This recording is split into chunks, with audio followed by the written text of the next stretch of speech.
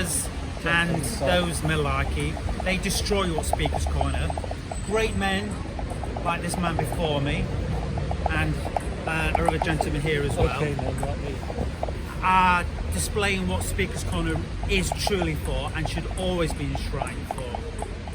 It's a great and open debate, and topics we do agree on. What we're talking about now is whether, because it's our religion, our faith, does that necessarily mean it's right fundamentally, that's the process. That's from my point of view. Obviously they, I'd imagine the opposition here think that this is justified and noble, where I'm sort of trying to work out whether killing people because they've committed a crime is really a civilized action in any sphere of community.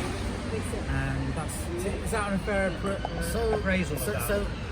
Yeah, I think Cain and Abel is a good one to look at for that. Please step in. So what we started off with a very interesting discussion about the Jewish New Year and what the different things are. We springboarded from that onto the idea that we see that one of the things that we have on the New Year, the Jewish New Year, is called Yom Hadin, which means Judgment Day. And then I was explaining about what exactly that entails, what kind of judgment we're talking about, and I talked about the idea that God is, during that time of the year, deciding on all of us, meting out what our fate is going to be for that year, who's going to live, who's going to die, who's going to die by this, who's going to die by that, etc. And my good friend Dust here was a bit irked by the idea that it's all meted out at that time, and that he wanted to know more about that. So, just to interrupt quickly, I really liked the first three, by the way. I thought they sounded very wonderful to embrace spirituality and faith, and I think that is something of great worth and always to be treasured in every community, hopefully multicultural and multi-religious communities. Yeah. But then we got on to this subject of how, I think you described how God can act through a sinner to kill a sinner. Is that correct? Yeah, kind of. And I think that's very, for me, I find that very disturbing. And it's interesting how, at what point does tradition, faith, and the embracing of such beautiful faith step over the line where we're actually watching terrible acts happen in front of us? And how does an individual in that community say, well, actually, the preservation of human life actually something that I think is more noble than that particular system? Is that fair and well worded? I'm not entirely sure what point it is that you're making at this point. Okay, yeah, sorry, I haven't made this point before. I'm actually now making a brand new point. Yes. My point is that how can, from any religion, this is any religion, by the way, not just the religion we're talking about at the moment, but when something particularly horrible happens, what process can you actually step in and say, I completely disagree with that fundamentally, that someone's allowed to come in and kill in a certain action, and that should be justified as normality within a community or religion or faith? Do you know the parable of Cain and Abel? Have you looked at that lately? We just talked, yeah. Because it's interesting, because Cain is not, it's not just as black and white as Cain is bad, Abel is good, you know, so, but how many people really know that? How many people have meditated on what the meaning of Cain and Abel is? They just went, oh yeah, Cain was jealous, killed his brother, and that's the end of the story, but there's so much more to it. Yeah, I'm trying to come into It seems like a good story for you if you're interested in that, about killing, when killing is right and justified. I'm interested, is it foreseeable that human rights would be seen as a threat to a religion, because it could potentially step in on that analysis and present a oh hello, how you doing?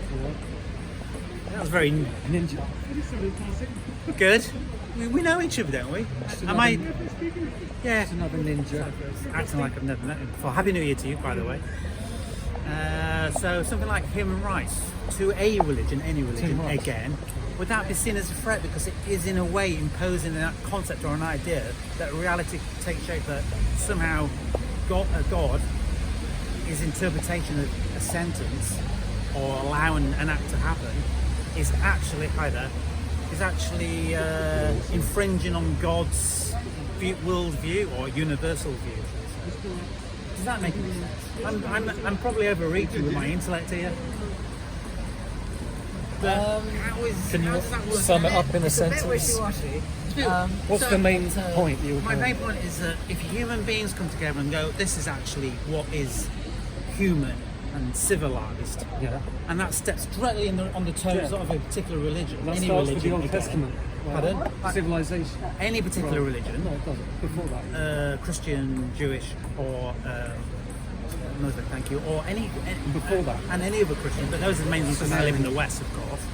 Assyrian. So would that human rights attempt to insert human rights into a culture and a civilization, would that be a massive threat to that particular, because it's a direct insult could be interpreted as, because our God is superior and is always right, and how can human beings ever formulate a law independent that isn't going to be a conflict at any stage? Does that make any sense? You could say our culture is collapsing now Help me because out here. we're getting too liberal. We're getting I too don't like interrupting people. we're getting too soft. Sorry? I don't like interrupting people, so I just stand back. So what I think you're saying, if I understand correctly, is that I mean, you started off 2 points ago where you said that you asked whether or not human rights could be, I suppose, a negative force to religion. Potentially. That's the question. Right. So in answer to that, I would say that it depends on the religion. So, for example, when it comes to my religion, Judaism, so nowadays it probably wouldn't have any impact on us for a very simple reason, because we do not have the legal authority under our own religious laws to do anything which would contradict human rights today.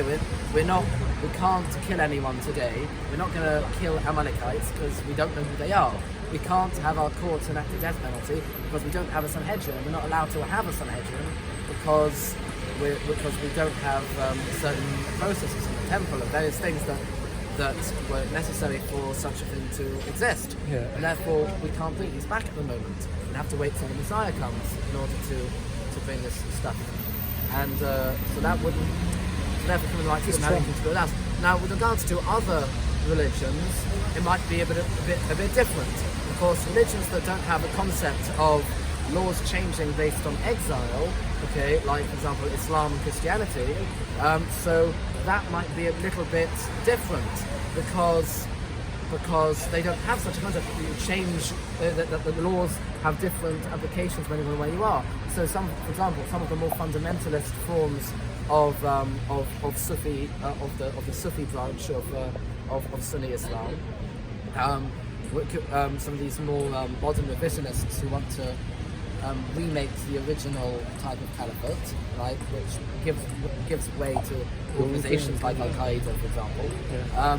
So for them, there'd be much more that kind of belief system is much more challenged by the idea of human rights, because what they see as their absolute truth goes against human rights, because that's what they believe.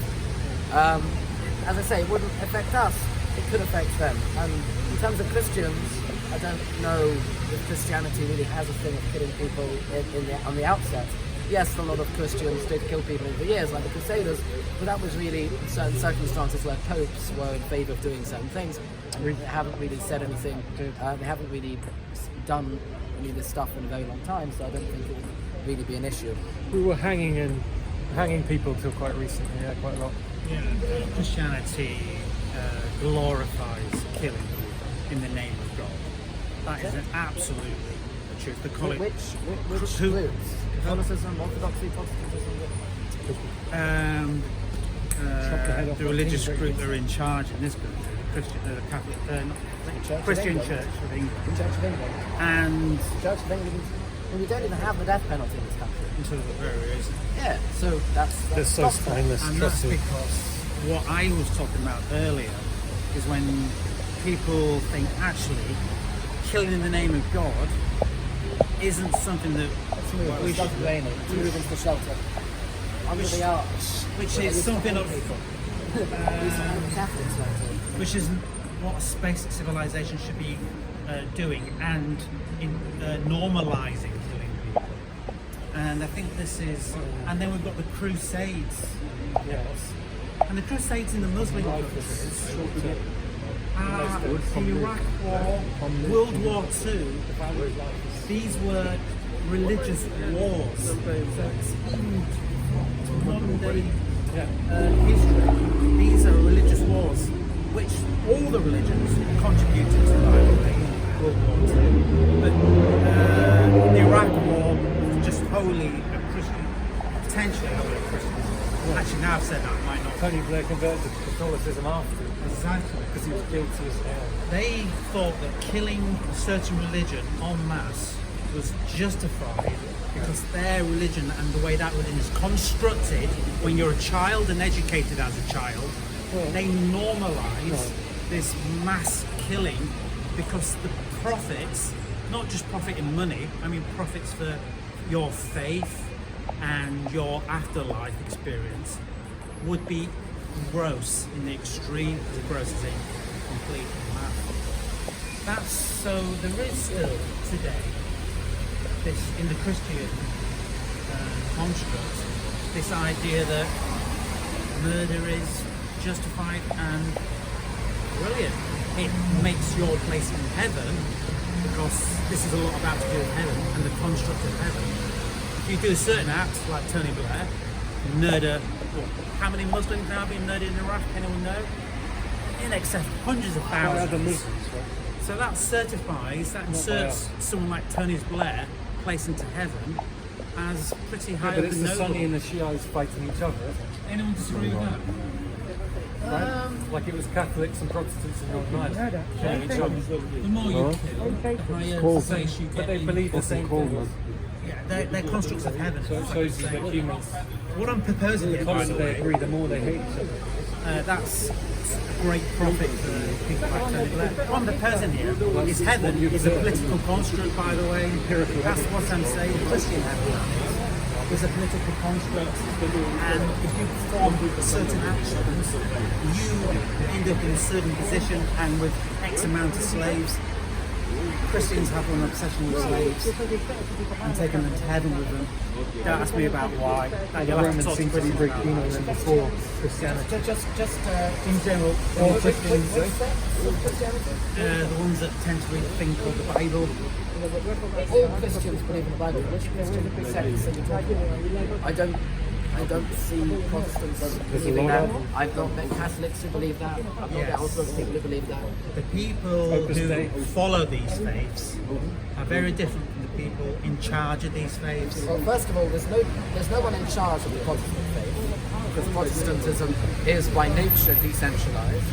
When it comes to Catholicism, so the Pope lawyers are. nowadays is much more liberal than the popes before him, and he hasn't said anything in favour of slavery or in favour of killing people. In terms of Orthodox, so it depends on the specific patriarch within the communion of the Eastern Orthodox Church or the Oriental Orthodox Church or the Syrian Church in the East, right, whichever one. And unless you bring me some sort of example of one of these modern day patriarchs who are in charge of their specific churches around the world, actually saying something like what you're saying, then I would say it probably doesn't exist today. I mean, there are other churches as well. You could bring me examples of Methodists, Presbyterians, but once again, I don't think any of those churches have a centralized leadership either. I don't know how it works with the Mormons, or even if they should be considered Christians or not. I know they think they're true Christians. Yeah. And the witnesses. But once again, I mean, for example, the witnesses, they don't. They definitely don't believe that you can kill people. So these are Bible-believing Christians. They have different interpretations of things, of how far you should take church tradition and things like that, and whether or not the Pope has primacy, or whether or not you should have a centralization of power. But unless you could bring specific examples of people advocating slavery or death, or even not even advocating, but just being on the side of the death penalty, or on the side of slavery, then you'd have to say this just isn't the case. Maybe Oliver Cromwell was one of the last fundamentalists. No, I'm saying that if you don't bring examples of these things, then we should assume it's not the case. We shouldn't assume. You're entitled to assume. Fine, we can assume that. Oliver Cromwell killing Catholics in Ireland. Pardon? Oliver Cromwell killing Catholics in Ireland. Yeah, I mean, there you go. He That's wasn't the head of any religious institution. Well, kind of a new kind of puritanical form of Christianity. It wasn't. The Puritans did not have a centralized. No, but he wanted to be defender of the faith. Remember, Puritan. He didn't want to be the head of the Puritanism church, started- the government. He wasn't the head of the church. Yeah, but that's what he wanted, to be like supreme leader. Maybe he wanted that. That's. I don't know much about Oliver Divine Cromwell. right of kings. Yeah. He didn't think he was the king, though. Yeah, but he still believed in that. He was chosen by God instead of Charles that? I. Yeah. Yeah, he does. He doesn't need to believe it. As long as Cromwell believes it, then it's true. Yeah. Long live Gaza.